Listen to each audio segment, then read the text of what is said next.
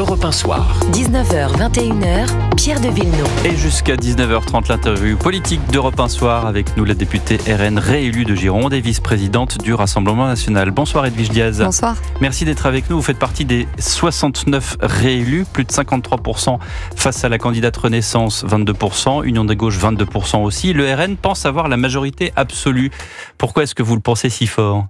Oui, nous pensons qu'il est possible d'obtenir la majorité absolue dimanche soir, parce que vous l'avez indiqué, parmi les députés sortants réélus au premier tour, mais il y en a 1 sur 2 issus des rangs du Rassemblement National.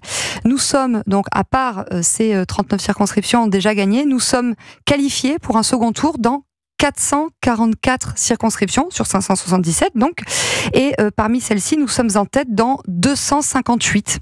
Donc nous avons toutes les raisons d'espérer que si la mobilisation se poursuit, si le peuple continue de se déplacer pour aller voter, nous avons toutes les raisons de croire que dimanche nous pourrons offrir une majorité de députés Rassemblement National à l'Assemblée nationale à Jordan Bardella de manière à ce qu'il devienne Premier ministre. Sur les circonscriptions où vous êtes en tête, qu'est-ce qui vous fait dire que le dimanche 7 juillet sera équivalent au dimanche 30 juin, sachant que le président aujourd'hui rappelait à ses ministres que c'est la gauche, en se mobilisant contre le RN, qui a permis de le faire élire en 2017, réélire en 2022. Vous pensez que ça va marcher, la stratégie du président ? Non, je pense que la stratégie du président ne marchera pas. Qu'est-ce qui me fait dire que nous pouvons avoir la majorité absolue ? Déjà, c'est la qualité de notre campagne. Ce qui nous différencie des autres, c'est que nous avons un leader, un programme et un calendrier pour appliquer ce programme. Et face à la stratégie du désistement réciproque entre les macronistes et les LFI, eh bien, je pense que cette situation va engendrer du dégoût chez les électeurs qui en ont marre d'être trahis, d'être considérés comme de la viande électorale et à qui on donne tout le temps des injonctions des consignes de vote. Ouais, c'est ça, les consignes de vote. Je pense que ça relève du passé. Parce que vous, au RN, vous n'avez jamais donné de consignes de vote ? Non, nous n'avons pas donné de consignes de vote parce que nous considérons que nos électeurs sont des citoyens éclairés, qu'ils savent pour qui il faut voter, et nous considérons surtout avec beaucoup de respect qu'ils ne nous appartiennent pas. Bon, si vous n'avez pas donné de consignes de vote par le passé, en tout cas, vous avez encouragé certains électeurs à aller vers un endroit ou vers un autre. À bon camp. Regarder dans l'histoire du Rassemblement National. Écoutez, là, je suis désolée, j'ai pas d'exemple pour éclairer ce que vous me dites. Mais en tout cas, voilà, je pense que l'attitude de nos adversaires n'est pas à la hauteur des enjeux, n'est pas respectueuse à l'égard des électeurs. Donc en fait, face à cette cacophonie, parce que c'est la réalité, c'est la cacophonie au sein de la gauche, c'est la cacophonie au sein de la Macronie, et c'est la cacophonie entre ces deux blocs qui n'arrivent pas à s'entendre, qui n'ont pas de projet pour les Français, qui ont un seul projet, c'est essayer de battre le Rassemblement National. Vous voyez, ce sont des castors professionnels, et donc face à cette tambouille politique, je pense qu'ils feront le choix de la clarté, de la cohérence, de la sérénité, et donc ils voteront pour un candidat soutenu par Jordan Bardella. J'ai pas bien compris l'image du castor, mais enfin on va rester. Ils font des barrages. On va pas rester. Des barrages, des castors. Bon, très bien, comme ça, c'est l'image animalière. Certains députés de l'Union des gauches vous font remarquer que vous avez voté des lois de la majorité. Est-ce que c'est une trahison de la part d'Emmanuel Macron qui a pu compter sur vos voix ? Non, pas du tout. C'est une preuve de responsabilité de notre part que nous, dès lors qu'un projet contribue à améliorer ne serait-ce qu'un peu le quotidien des Français, eh bien nous le votons sans sectarisme. Ça n'est malheureusement pas le cas de nos adversaires politiques, au premier des rangs desquels la NUPES, qui a été jusqu'à rejeter, par exemple, notre proposition de référendum sur la réforme des retraites, ce qui n'a pas empêché Jean-Luc Mélenchon, quelques jours après notre proposition de référendum, de dire « j'ai une idée, il faut proposer un référendum ». Voilà, donc nous sommes le parti de la cohérence, de la responsabilité, et c'est peut-être ce qui explique que nous ayons obtenu quasiment 12 millions de voix dimanche dernier, soit 3 fois plus qu'en 2022 quand même. Qu'est-ce que vous dites de ces 160 désistements pour faire barrage au RN ? Je dis que c'est de la vieille tambouille politique, de la politique politicienne, que ces élus ne sont préoccupés que par une chose, c'est la conservation de leur poste, alors que nous parlons du quotidien des Français. C'est pour ça que Jordan Bardella se présente légitimement comme le futur Premier ministre du quotidien. Nous leur avons présenté un programme détaillé avec le temps des urgences dès cet été, le temps des réformes dès cet automne. En clair, avec nous, les Français savent où ils iront.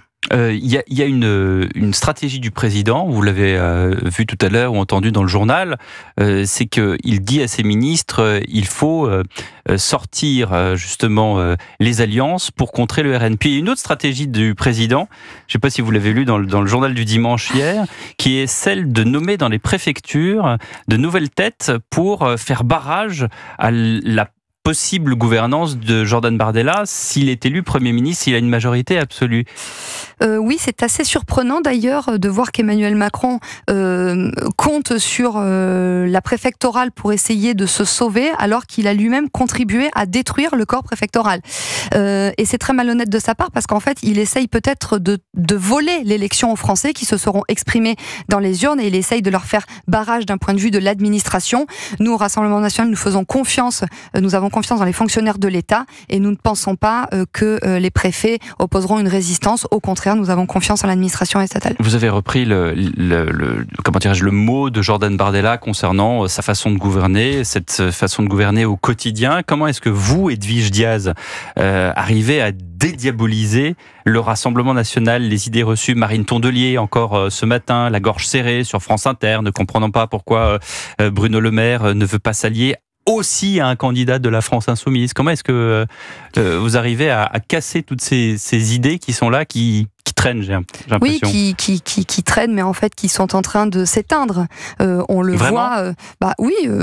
39 députés réélus au premier tour, qualification dans 444 second tour, 258 circonscriptions dans lesquelles nous sommes en tête. Vous pouvez avoir des députés qui sont réélus et vous pouvez très bien avoir une petite musique derrière qui est toujours là en disant mais je pense que ça on prend essaye, plus, mais on verra bien comment ça se passe. Mais les électeurs qui ont essayé le Rassemblement National en sont vraisemblablement satisfaits, puisque par exemple, je vais vous donner l'exemple des élections municipales. En 2014, nous avons élu des maires Rassemblement National. En 2020, ils ont quasiment tous été réélus.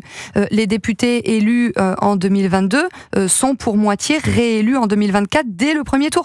Donc, essayer le Rassemblement National, cela fonctionne. Nous montrons sous notre vrai visage, en réalité, et loin des caricatures qui ont pu être faites de nous depuis des décennies par nos adversaires qui sont à court d'arguments et qui ont donc recours à la mauvaise foi. Il y a quelques titres de la presse internationale, je ne sais pas si vous les avez lus, mais qui sont assez éloquents.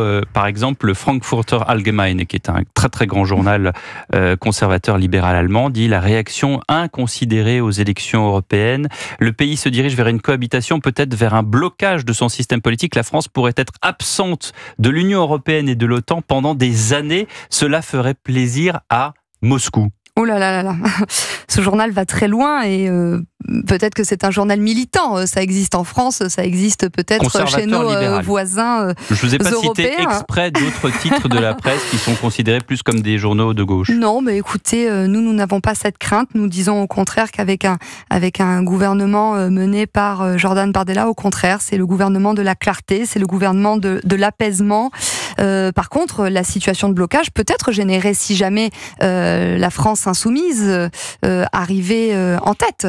Ça, c'est un vrai risque, le vrai risque de chaos en matière budgétaire, migratoire, institutionnelle même, parce qu'en fait, ces gens-là sont pour renverser la République. Budgétaire, il y a dans leur rang des gens qui sont des anarchistes. Oui, enfin, sauf que nous, notre programme, il est financé. Je crois que le programme des Mélenchonistes, du Front Populaire, c'est 170 milliards d'euros supplémentaires. C'est la spoliation fiscale, c'est l'enfer fiscal avec les mélenchonistes. Merci beaucoup, Edwige Diaz, d'avoir été l'invité d'Europe 1.